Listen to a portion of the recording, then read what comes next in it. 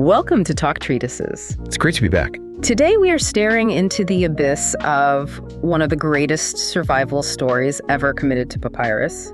And I want to start by putting you, the listener, directly into the scenario. I want you to close your eyes for a second, unless you're driving, in which case, please keep them open and just.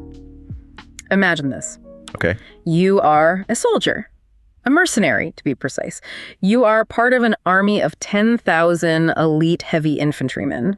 You are, quite simply, the best in the world at what you do. The tip of the spear. Absolutely. You are confident, you are strong, and you have just marched over 1,000 miles deep into the heart of a hostile empire.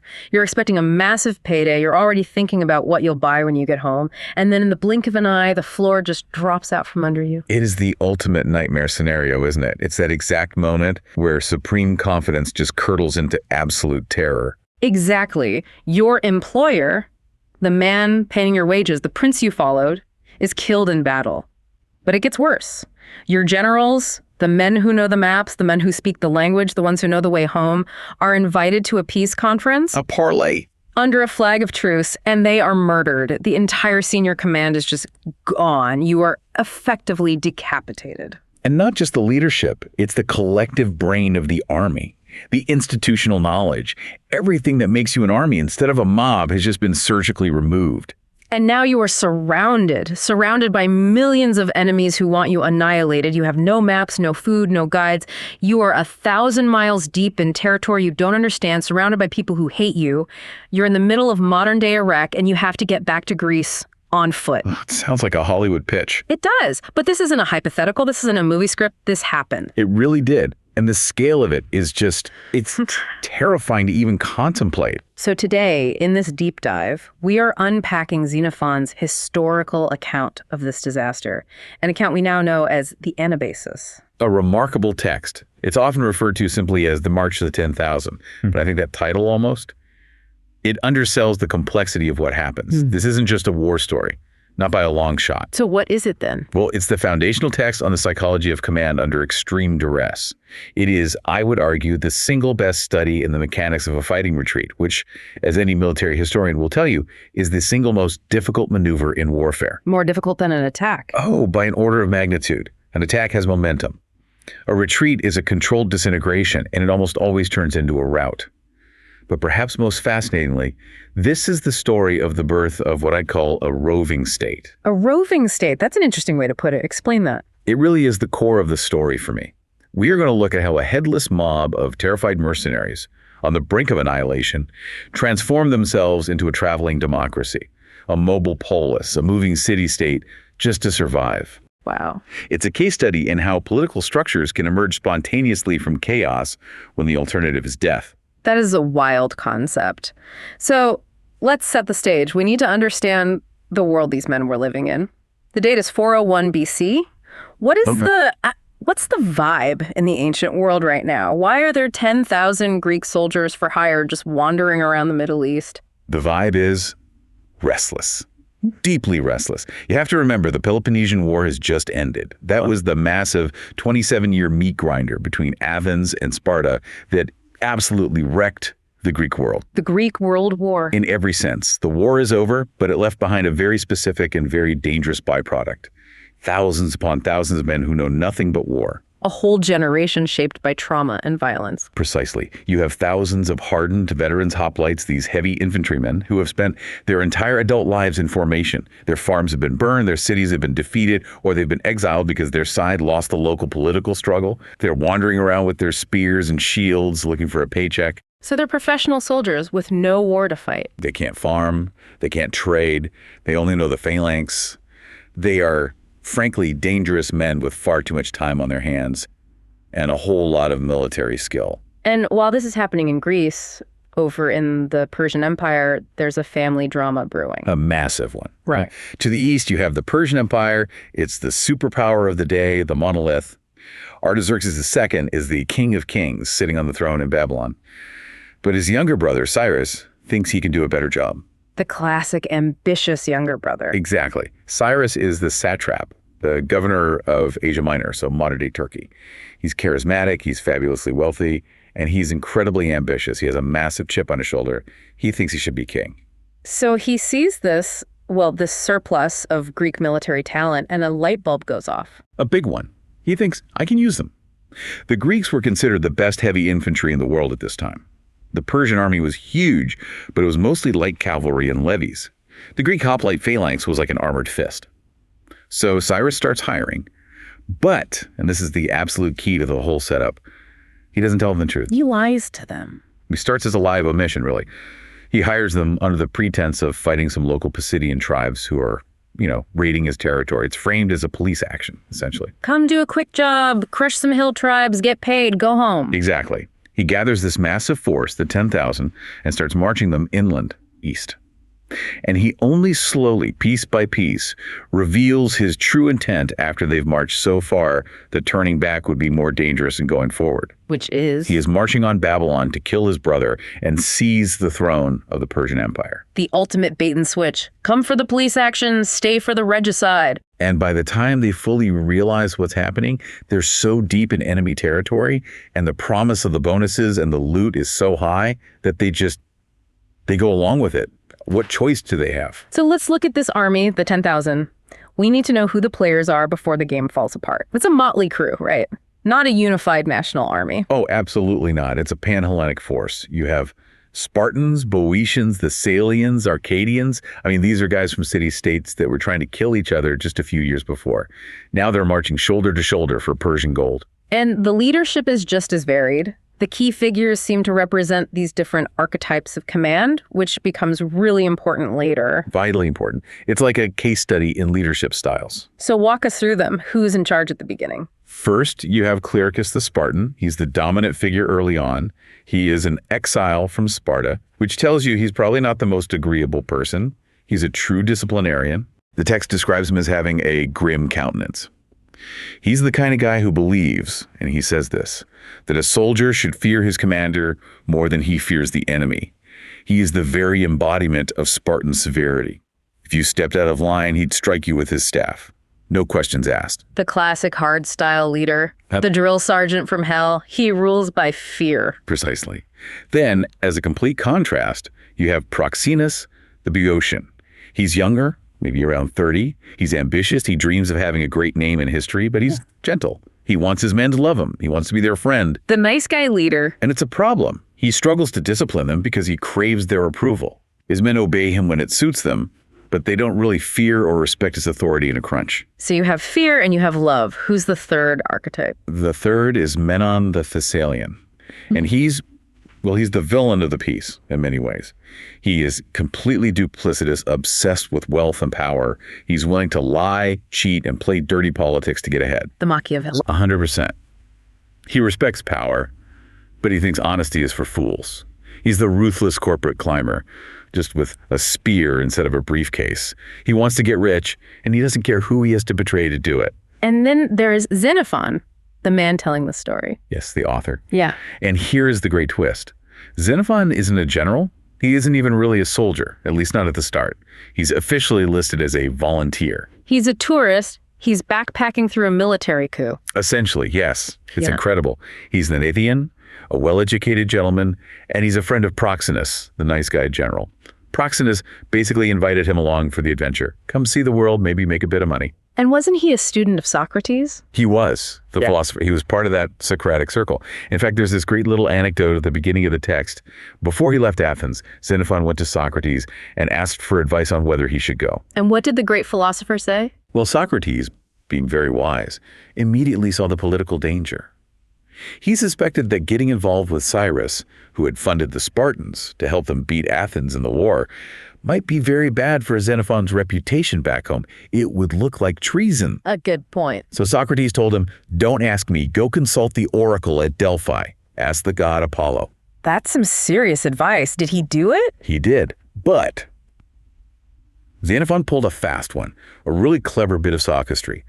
He had already made it his mind that he wanted to go on this adventure, so he didn't ask the oracle if he should go. He rigged the question. He absolutely rigged it. He asked the oracle to which gods he should sacrifice and pray to ensure a safe journey and a successful return. He framed it as a done deal. That is brilliant. It is. So the oracle gives him a list of gods. He comes back to Athens and tells Socrates what he did, and Socrates scolds him, saying, you manipulated the inquiry. But then he shrugs and says, well, the god has spoken. You asked your question and got an answer, so you must do as you were told. Go sacrifice to those gods and get on with it. And so Xenophon joins the expedition, having sacrificed to the right gods, expecting a grand adventure and maybe a bit of profit. It's just fascinating that the man who ends up being the intellectual and spiritual savior of this army started out as a philosophy student looking for a sort of gap year adventure. It adds this layer of intellectualism and reflectiveness to his actions later on. He starts as an observer, a journalist almost, who is then forced by circumstance to become a participant and a leader. So they march, they cross deserts, they cross rivers. It's a long, arduous journey. And finally, they reach the heart of the empire. They meet the great king's massive army at a place called Cunaxa near modern-day Baghdad. This is the moment of truth. This is it, the Battle of Cunaxa. And this is where the whole story pivots from a story of conquest to one of survival. Tactically, the Greeks are terrifyingly effective. So they line up for battle. What happens? The battle starts. The Greek phalanx on the right wing begins its advance. They do the paean, the war hymn to the god of war. Then they start to pick up speed, and they do this thing where they bang their spears against their shields to make this deafening noise. Psychological warfare. Absolutely. And the Persian wing facing them, which is mostly levies and light infantry, they break. They collapse before the Greeks even make contact.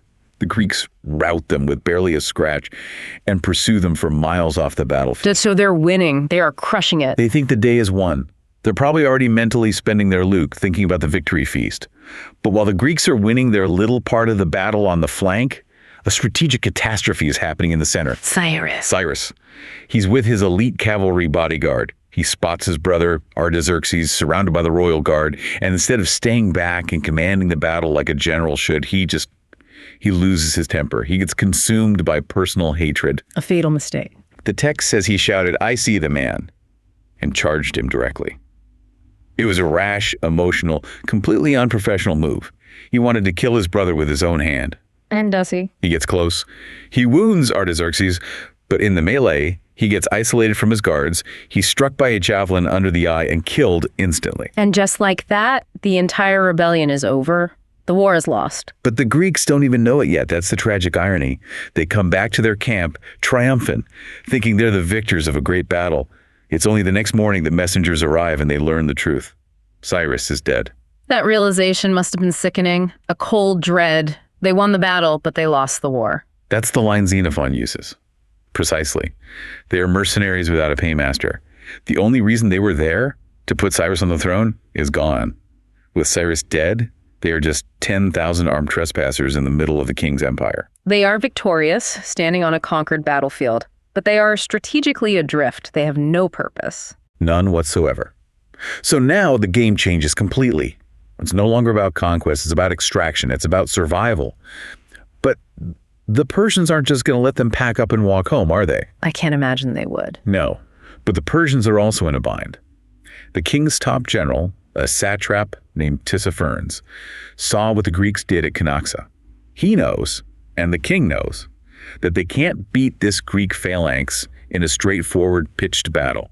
It's too strong, too disciplined. So if you can't beat them with steel, you beat them with guile. Tissaphernes switches strategies. He'll use diplomacy and attrition. This leads to the false truce. He opens negotiations. Exactly. He plays the honest broker. He approaches the Greek camp and says, look, I'm a neighbor of Greece. I understand your position. I want to help you. The king is very angry, of course, but if you promise to behave and hand over your arms. Which they refuse to do. Of course. Okay, he says, then I will guide you back to the coast myself, and I will arrange for markets along the way where you can buy food. We'll sign a treaty. That sounds incredibly generous. Far too good to be true. It was. Clearchus, the Spartan general, he's suspicious, but he's also arrogant. He's a Spartan. He believes in a certain warrior code, and he thinks his position is stronger than it really is. He maintains strict discipline in the camp, but he allows himself to be lulled into a false sense of security about the Persians' supposed honor. So he takes the bait? He does. Tissaphernes keeps inviting him to private meetings, building this false rapport. Finally, Tissaphernes says, bring your senior staff to my tent for a grand conference. We'll finalize the non-aggression pact, and you can tell me who's been spreading rumors that I mean you harm. Oh, that is a trap. A very obvious trap. In hindsight, yes. But Clearchus, against the advice of some of his more cautious officers, agrees. And this leads to the decapitation. He walks right into it. He leads the 5 senior generals, that includes Proxenus and Menons, and about 20 captains and 200 soldiers to the Persian tent. They go inside. At a prearranged signal, the generals are seized. The captains and soldiers waiting outside are cut down instantly by thousands of Persian troops who are hiding. Just like that, the entire leadership structure is gone, wiped out in an afternoon. It is the moment of maximum danger. The rest of the army is waiting back in their camp, miles away. They see the Persian cavalry milling around Tissaphernes' tent, and then they see a few survivors, men who escaped the massacre, running back. They're bleeding. Some are clutching their intestines, and they're shouting that everyone is dead, that it was a betrayal. The panic must have been instantaneous. Total. And this is the moment I really want to unpack. This is what Xenophon calls the night of terror. It creates a state of total abject paralysis. Describe that scene. Xenophon describes it vividly. Nobody lights cooking fires that night. Nobody eats supper. Men just lie on the ground, clutching their weapons, unable to sleep. All they can think about are their homes, their wives, their children in Greece that they will now never, ever see again. They're just waiting for the end. They're expecting the Persian cavalry to ride into the camp at dawn and massacre every last one of them. It's not an army anymore. It's a death row. It's a mob of 10,000 men just waiting to die. And this brings us to part 2 of our discussion. The birth of the mobile polis. Because the army is paralyzed, it's a corpse waiting to be buried, and someone has to step up. And that someone is the tourist, the philosophy student, Xenophon. It's his moment, but It starts with a dream, right? It does. Xenophon is like everyone else, tossing and turning, unable to sleep, consumed by despair. And he has this dream. A thunderbolt from Zeus strikes his father's house and sets the whole thing on fire. How does he interpret that? It sounds like a bad omen. Well, ancient dream interpretation is always ambiguous, isn't it? He could have seen it as a sign of final destruction. But instead, he interprets it as a great light from Zeus, a moment of divine illumination in the darkness, but also a warning of imminent danger. It's both a promise and a threat. It's a call to action. Exactly. He wakes up with a jolt, and he asks himself this series of questions that just echoes through the history of leadership. He thinks, why am I lying here? The night advances. Soon it will be dawn, and with the dawn, the enemy will come. If I fall into the hands of the king, what's to prevent me from being tortured to death? And I am waiting for whom? For what general to act? I am not waiting for another general to grow up. That line, I am not waiting for another general to grow up. It's so powerful. It's the realization that if you're waiting for someone else to save you, you're already dead. It's the death of passivity. Yeah. He realizes that seniority, rank, nationality, none of it matters anymore. Only survival matters and action. So what does he do? He's just one guy. He gets up. He steps out of the ranks. Remember, he is an outsider. He's an Athenian in an army that's dominated by Spartans and their allies. He has no official command. He finds the surviving junior officers, the captains who were smart or lucky enough not to go with Clearchus to the meeting, and he gathers them in the dark and makes the speech of a lifetime. How does he turn them around? These are men who have completely given up hope. He uses this brilliant mix of cold logic, motivational psychology, and, crucially, religious piety. He completely reframes their situation. He turns a moment of absolute weakness into a source of strength. Oh. He says, essentially, think about it. Yesterday, we were bound by these oaths of truce. We looked at the Persian countryside, full of food and gold, and we couldn't touch it. We were poor and starving amidst plenty because we had given our word. We were honorable. Okay. But now, he says, the Persians have broken the oaths. They are the perjurers, which means the gods, who oversee all oaths, are no longer neutral. The gods are now on our side. The truce is over, which means all that wealth, all that food is no longer forbidden. It's now a prize of war to be won by the sword of the stronger man. Wow. He turns them from victims into hunters. He gamifies it. Winner takes all, and God is on our side. Precisely. He gives them back their agency. And then he hits the psychological button. He says, why did Tissaphernes do this? Why did he resort to treachery? Because he is afraid of us. He knew he couldn't beat us in an open battle. This betrayal is proof of our superiority. He restores their warrior pride. That's just master-level rhetoric. But speeches are one thing, action and organization are another. And this is the true genius of what happens next, and the core of the Anabasis. Xenophon doesn't just say, follow me, I'm in charge now. That would never work. He says, we need to become a state. We need a government. So they hold an election in the middle of a crisis. In the dead of night, surrounded by enemies, they hold an assembly, they vote, they elect new generals to replace the ones who were murdered. Xenophon, the Athenian volunteer, is one of them. A Spartan named Chrysippus is elected to the senior command. They fill all the vacant officer posts. This is what you meant by the mobile polis, the moving city-state. Yes.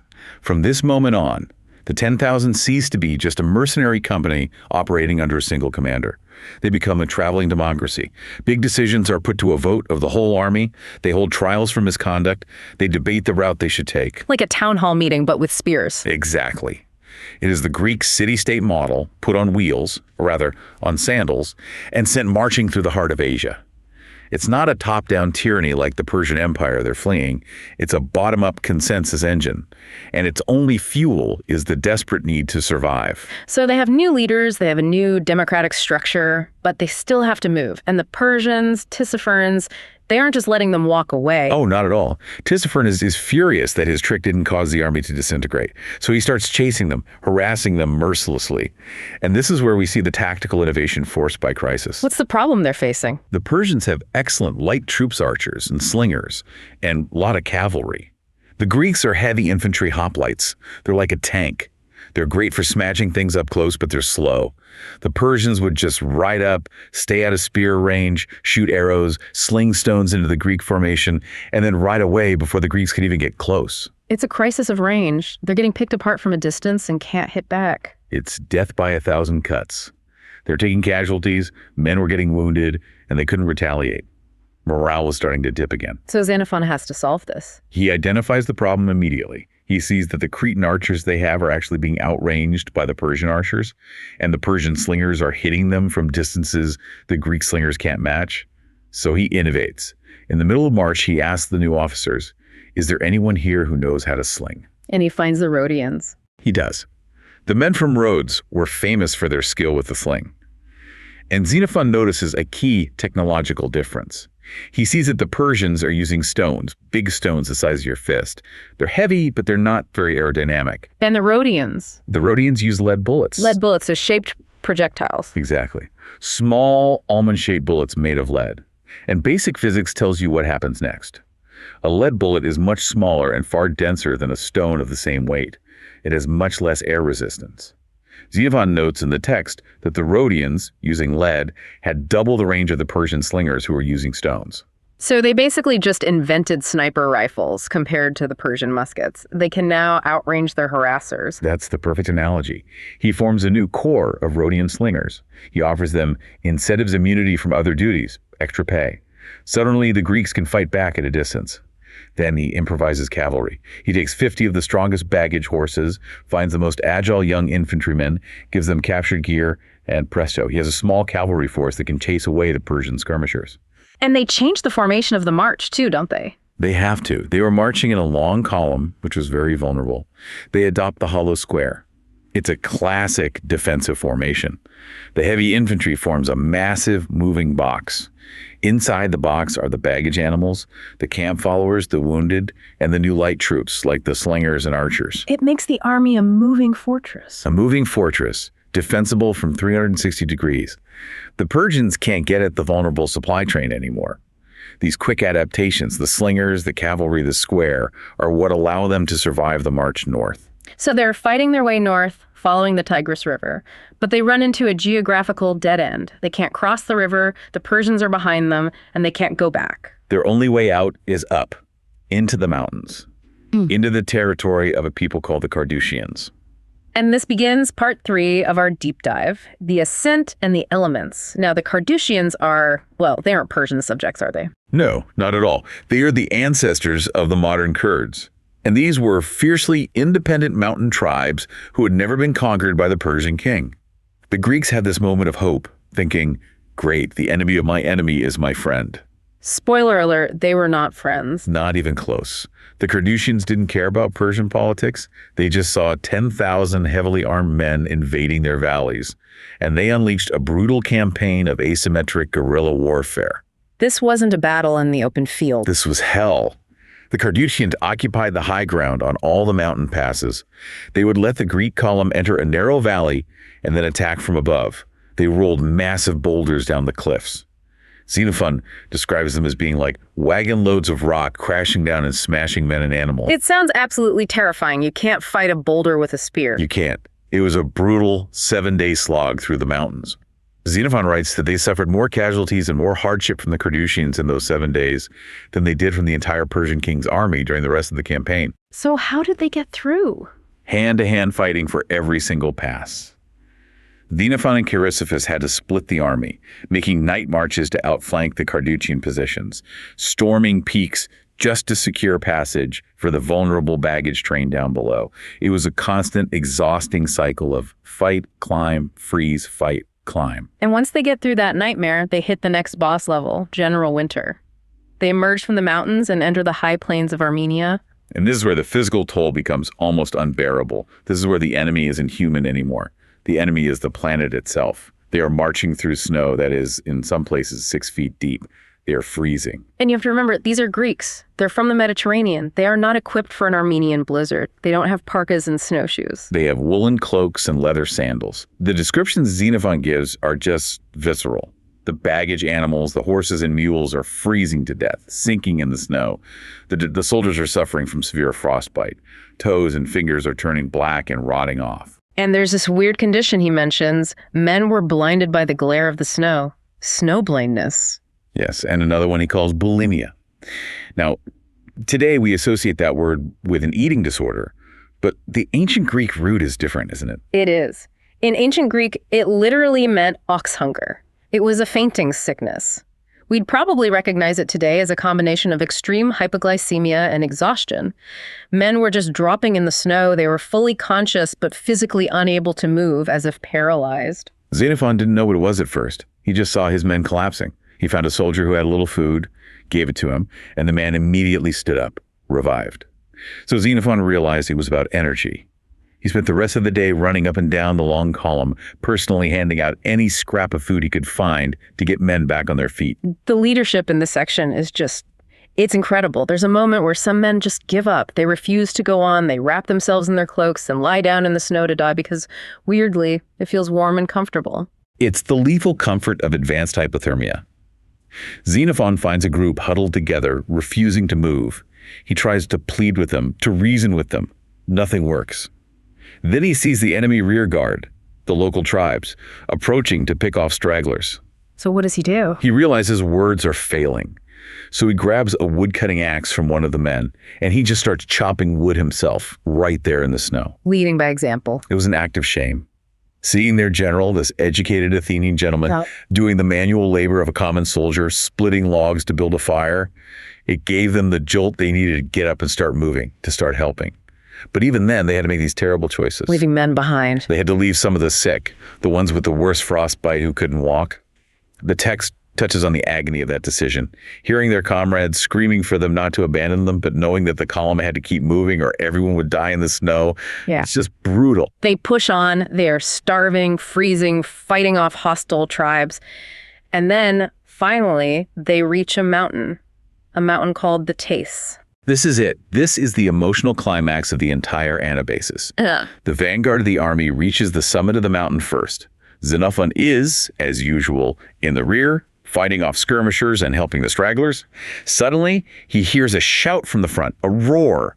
It gets louder and louder as it rolls down the line of marching men like a wave. And he thinks it's an attack. He thinks it's a massive attack on the front of the column. So he mounts his horse and he gallops forward with the cavalry to provide support. And as he gets closer, as the noise gets clearer, he can finally make out the words. Thalata. Yeah. Thalata. The sea. The sea. It is one of the most famous and most emotionally resonant moments in all of ancient literature. For a Greek, the sea is life. The sea is home. It's the highway of their world. If they can see the Black Sea, it means they are connected to the Greek world again. It means safety is within reach. The emotional release must have been overwhelming. The soldiers just break down. They're weeping. They're embracing each other. They're hugging their generals. Xenophon says they spontaneously started building a giant cairn, a huge pile of stones, to mark the spot where they first saw salvation. It is this massive, collective, psychological release of a year's worth of terror and hardship. You'd think that would be the end of the story. You know, they saw the sea, they got on boats, the end, but it's not. There's still a lot of story left. No, and that's one of the great lessons of the Anabasis. Seeing the sea is one thing, getting home is a whole other problem. First, they have to get down to the coast. And that means descending into the land of the Colchians. And we have to mention the honey incident. Oh, the mad honey. This is such a bizarre, almost comedic interlude in the middle of all this suffering. It really is. The soldiers are starving. They come across a valley full of massive beehives, and they just gorge themselves on the honey. It's the first sweet thing they've tasted in months. But the local bees had been feeding on rhododendron flowers. Which contain a neurotoxin? A powerful one, yes. Guanotoxin. So the entire army gets poisoned. What did it do to them? The scene Xenophon describes is like the aftermath of a terrible defeat. Men were staggering around as if they were drunk, vomiting, losing control of their bowels, and then collapsing. Hundreds, maybe thousands, of soldiers were lying on the ground as if dead. Xenophon was terrified they had been poisoned by the locals and that this was the end. But it wasn't. No. The next day, they all woke up. They had, by all accounts, the worst hangover in history, but they were alive. They recovered after a day or two and continued the march. This brings us to part 4, the disintegration of success. They finally reach the coast. They get to the Greek colonial city of Trapezus on the Black Sea. They are technically safe from the Persians. They've done it. And this is the exact moment where things start to fall apart internally. Why? It's a fascinating lesson in human nature. The external pressure was gone. As long as they were starving and freezing and fighting for their lives every single day, they were a unified, disciplined machine. Survival was the only goal. The enemy kept them together. Exactly. As soon as they hit the safety of the Greek colonies on the Black Sea, the discipline fractured. The state, in peacetime as it were, began to behave like a rowdy, dysfunctional political entity. Factions emerged. Men started thinking for themselves again. They wanted plunder. They wanted their back pay. They wanted to go home.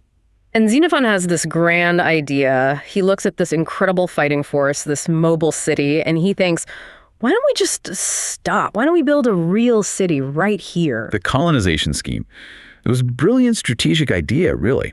He saw that they had the manpower to establish a powerful new Greek polis right there on the Black Sea coast. But the soldiers didn't go for it. No. They were deeply suspicious. They thought he was trying to manipulate them to serve his own personal ambition. They accused him of rigging the sacrifices to get the omens he wanted.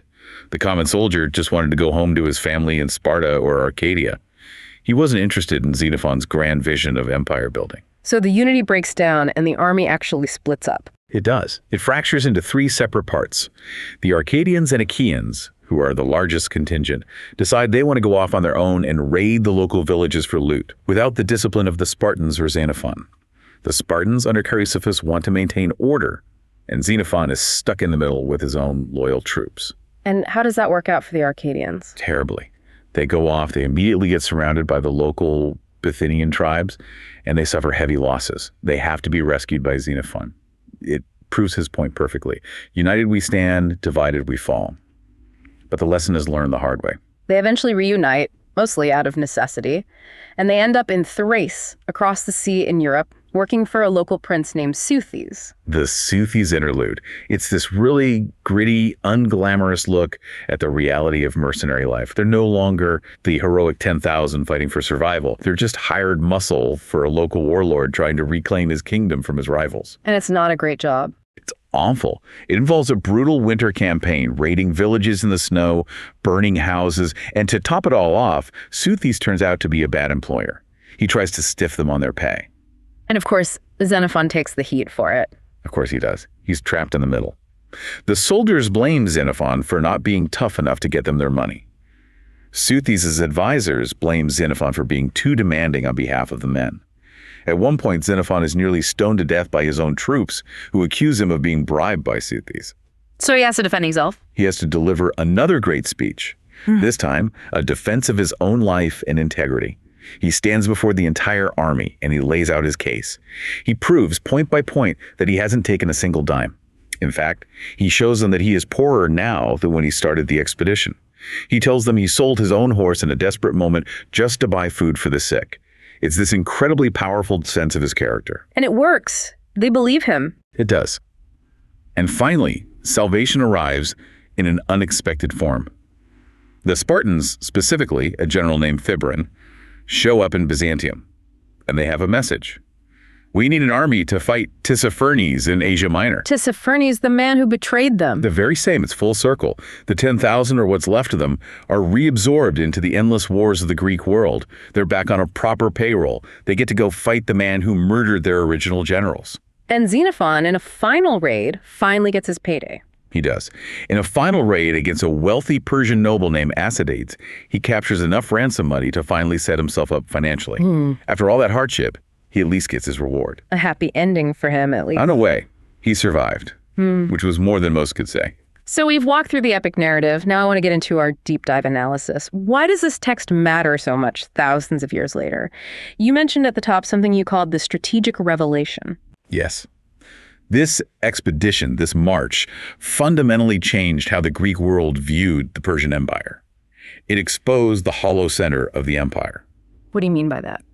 Before the Anabasis, the Greeks, even after their victories in the Persian Wars, thought of Persia as this impenetrable monolith of power. The great king was this terrifying, distant figure.